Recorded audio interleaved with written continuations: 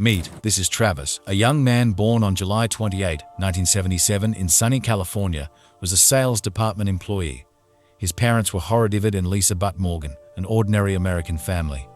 One September day in 26, fate brought Travis together with an aspiring photographer, a 26-year-old blonde named Jodi Arias. It happened at a professional conference in vibrant Las Vegas, dedicated to prepaid and legal services, where Travis was representing his company. Jodi Arias, despite her young age, was already actively seeking opportunities to collaborate with a company where Travis worked. Their acquaintance happened spontaneously, but from the first minutes, there was an incredible chemistry between them. They communicated perfectly, as if they had known each other all their lives and seemed to have a lot in common. Wanting to continue their communication in a more private setting, Travis invited Jodi to his company's official dinner as his personal guest. It was there, amidst business conversations and glasses of wine, that a spark ignited between them, which later grew into a passionate romance. Jodi was enchanted by Travis's sense of humor, ease, and cheerful disposition. Next to him, she felt comfortable and carefree, forgetting about all her troubles. Their meetings became regular, filled with laughter, passion, and dreams of a shared future. As an experienced detective, I would note that often it is precisely such seemingly perfect acquaintances that can lead to unpredictable and even tragic consequences. Behind the mask of attractiveness and friendliness, dark secrets and dangerous intentions can hide. However, at that moment, nothing foreshadowed trouble. The lovers enjoyed each other's company, making plans for the future and not suspecting what a dramatic turn their relationship would take. From the outside, it seemed that Travis and Jodi were a perfect couple, created by fate itself. They complemented each other, shared common interests and dreams. However, as practice shows, often behind the ideal facade, deep cracks hide that can destroy even the strongest relationships. And this case was no exception.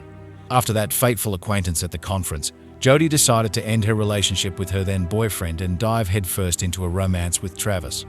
However, distance stood in the way of their happiness. The lovers lived in different states. Travis lived in another region, while Jodi remained in Palm Desert, California. But this did not become an obstacle to their feelings, and they continued to keep in touch despite the geographical remoteness. According to one of Travis' friends, Jodi made the impression of a very attractive and friendly girl. Her long blonde hair and slender figure could not leave any man indifferent. During a joint dinner with Travis, they constantly talked about something, and from the outside, it seemed that a genuine mutual affection had arisen between them. Travis and Jodi's relationship developed rapidly despite the distance. They constantly communicated by phone, exchanged messages, and tried to see each other in person as often as possible. It seemed that nothing could overshadow their happiness.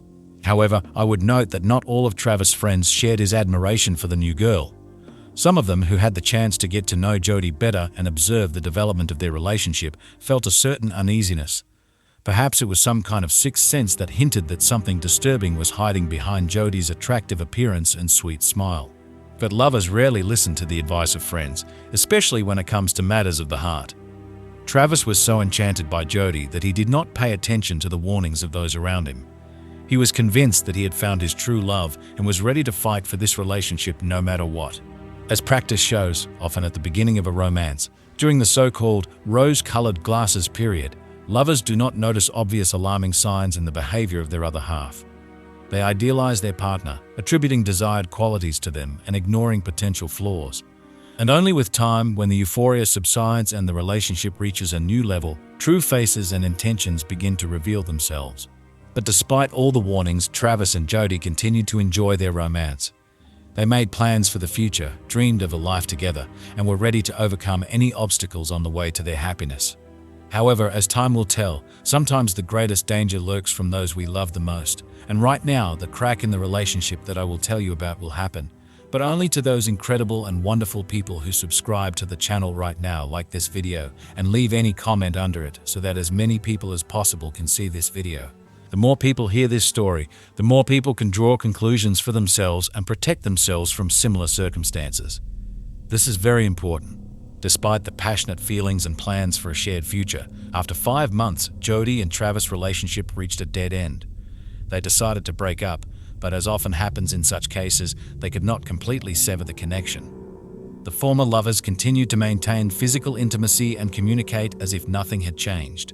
At first, it seemed that such a format of the relationship suited them perfectly. They remained a part of each other's lives, but without burdensome obligations and promises. But everything changed when Travis started dating another woman. The news of her ex-boyfriend's new passion came as a real blow to Jodi. She could not come to terms with the thought that Travis now belonged to another. Jealousy clouded her mind, pushing her to reckless actions. Jodi began to obsessively follow Travis' life on social media. She hacked his accounts, read private correspondence, trying to find even the slightest hint of his new relationship. It became a kind of obsession for her, absorbing all her thoughts and actions. Once Travis, seemingly jokingly but with a note of anxiety, said to his friend, "Don't be surprised if one day you find me dead." Perhaps deep down, he already felt that Jodi's obsession could have fatal consequences. I can say that such jokes are often a kind of cry for help. People who find themselves in toxic and dangerous relationships sometimes unconsciously send signals to others, hoping that someone will intervene and save them from the threat. But at that moment, neither Travis himself nor his friends gave proper significance to this joke. They attributed it to Jodi's eccentricity and did not perceive her behavior as a real danger. Months passed, and Jodi's obsession only intensified.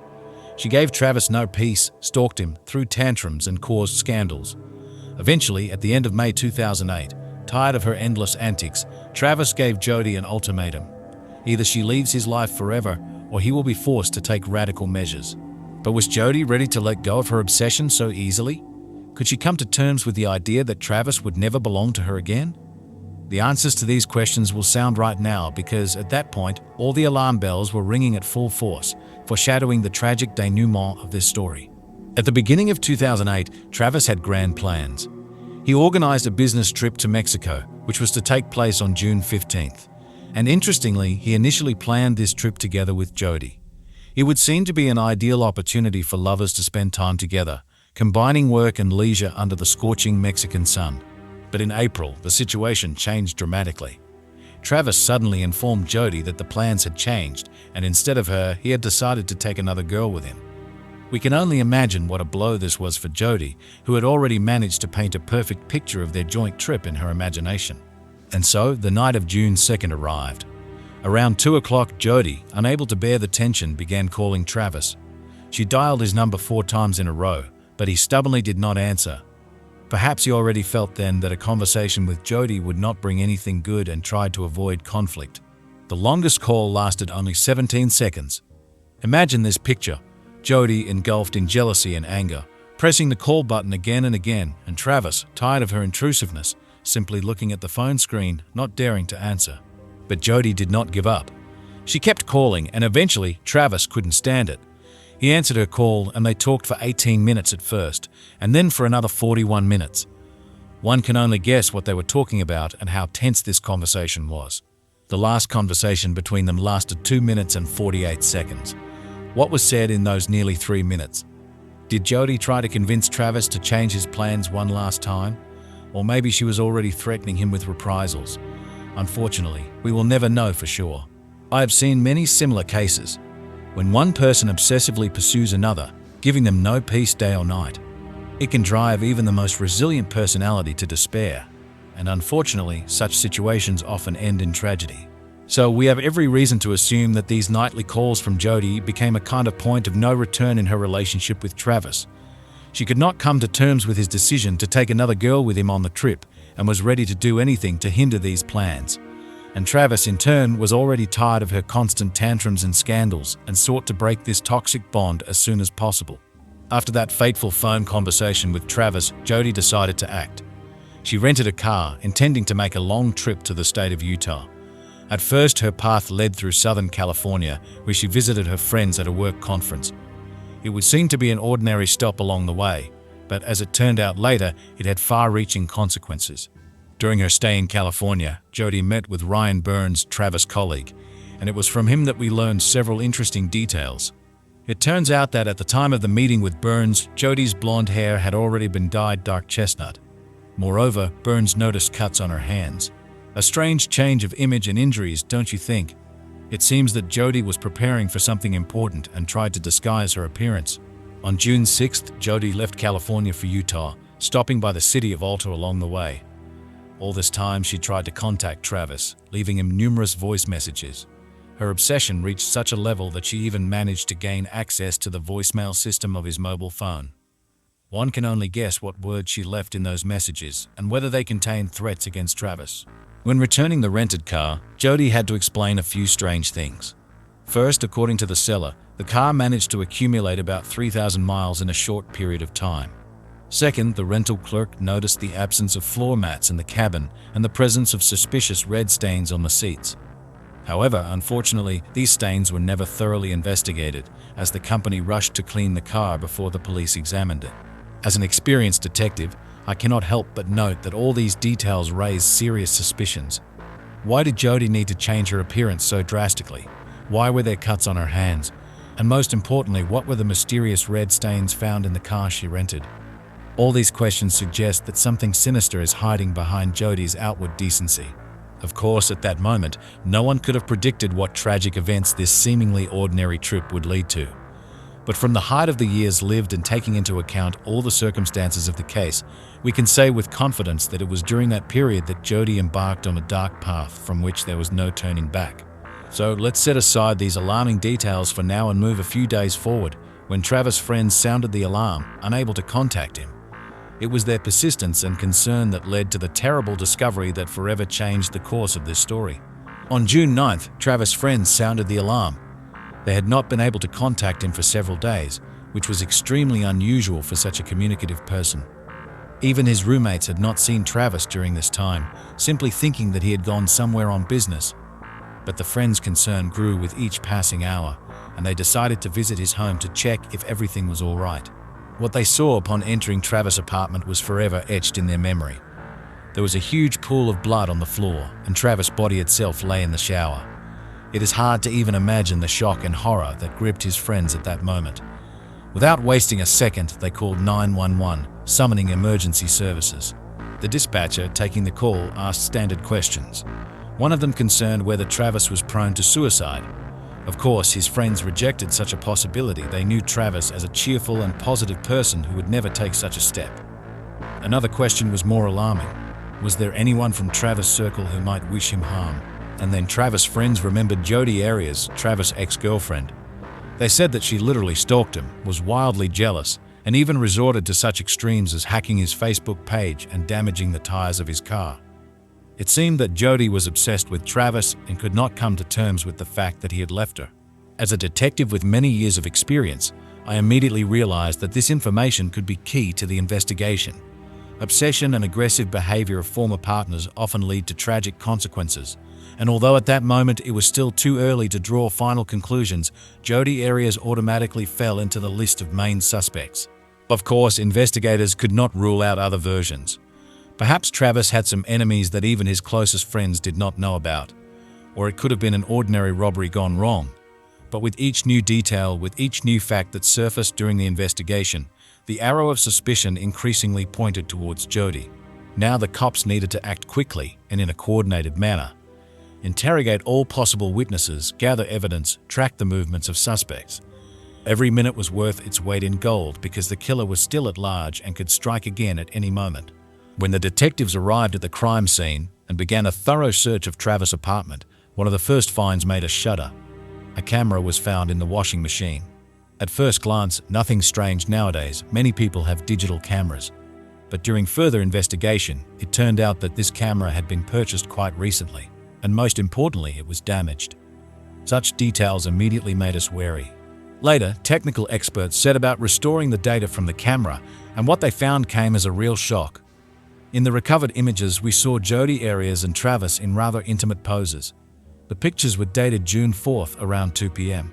It turns out that on that day, Jodi was in Travis' apartment, and more than just a friendly meeting was taking place between them. But the most shocking thing was that the camera contained photographs of Travis immediately before the murder, during it, and even after. It was like some kind of eerie photo report taken by the killer himself. The last photo in which Travis was still alive was taken at 5:29 p.m. on the same day, and literally a few minutes later, the camera captured bloody scenes in his bathroom. In these terrible pictures, one could make out the silhouette of a person, probably Travis, lying on the floor in a pool of his own blood. The red liquid spread across the floor, creating eerie patterns, and on the wall of the corridor leading to the bathroom, a bloody handprint was clearly visible. Later, the examination showed that the print contained mixed DNA of both Jodi and Travis. In fact, investigators obtained irrefutable evidence that Jodi Arias was present at the crime scene at the time of Travis' murder. Her intimate photos with the victim are taken just a few hours before his death, as well as her handprints at the crime scene. All this spoke in favor of the fact that she was the main suspect. It was necessary to carefully analyze each photograph, each detail, in order to reconstruct an accurate picture of the events of that fatal day. But even then, we felt that we had taken a huge step towards solving this horrific crime. Now law enforcement had not just the testimony of friends about Jodi's obsession and aggressive behavior. In their hands were photographs that irrefutably proved her involvement in the murder, and although there was still a lot of work ahead of us, we were filled with determination to see the case through to the end and bring the perpetrators to justice. Only one question remained: why? What could have pushed a young woman to commit such a terrible crime? Love, jealousy, hatred? Or maybe there was something more behind this, something we did not yet understand. Believe me, what happened next just shocked me. July 15, 2008 became a decisive day in this case. It was then, based on the evidence gathered, that Jodi Arias was arrested on suspicion of first-degree murder. What happened next can boldly be called a theater of the absurd. At first, Jodi completely denied her presence in the city on the day of the crime. She claimed that the last time she saw Travis was back in March of that year. Imagine the shock we felt upon hearing such outright lies. After all, we had irrefutable evidence in our hands that it was on June 4th that Jodi was in Travis' apartment, and not just there, but had an intimate relationship with him. But the most impressive thing was that Jodi managed to stick to this false version for a whole 2 years. Only after such a long time, realizing perhaps that her position did not stand up to any criticism, she suddenly changed her testimony. Now she claimed that she was indeed in Travis' apartment on the night of the murder, but only because he himself had called her. Eventually, in March 2013, after long weeks of trial, Jodi Arias was found guilty of premeditated first-degree murder. The jury could not come to a unanimous decision on the death penalty, so Jodi was sentenced to life imprisonment without the possibility of parole. But even behind bars, this woman continued to amaze with her behavior. During interrogations, she could suddenly start singing, laughing, talking to herself, or even doing a handstand. It was so strange and inappropriate that even seasoned guards could not contain their surprise. But perhaps the most shocking thing for me was the fact that Jodi attended Travis' memorial service. She came there, although she knew for sure that everyone suspected her of this terrible murder. And the whole time, while Travis' friends and relatives were mourning his death, Jodi sat with a stone face. She did not shed a single tear, did not show any sympathy. It seemed that she was not at all worried about the grief of other people. Now Jodi Arias is serving her sentence in the Arizona State Prison Complex. And even there, she manages to be in the spotlight. Recently, in one interview, she said that she receives a lot of love from fans behind bars. "There is so much love in my direction that I can't even respond to it now," she said with a smile. In April 2019, Jodi filed an appeal against her sentence, claiming that she did not receive a fair trial. But on March 24, 2020, the Arizona Court of Appeals upheld the verdict without changes. Thus ended one of the loudest and most scandalous criminal cases in US history. This story will forever remain in my memory as an example of what an obsessed and cruel person is capable of in order to achieve their goals. And although justice ultimately prevailed in this case, we will never be able to bring Travis Alexander's life back and heal the wounds of his loved ones. But at least we can hope that thanks to our work, such tragedies will become less frequent, and criminals will receive the punishment they deserve. With this, I conclude my story about this high-profile case. Thank you for your attention, dear viewers, and remember, if you have witnessed a crime or have information that can help the investigation, do not remain silent. Contact the police or call our hotline. Only together can we make our society safer and fairer for everyone. All the best. See you next time on the air.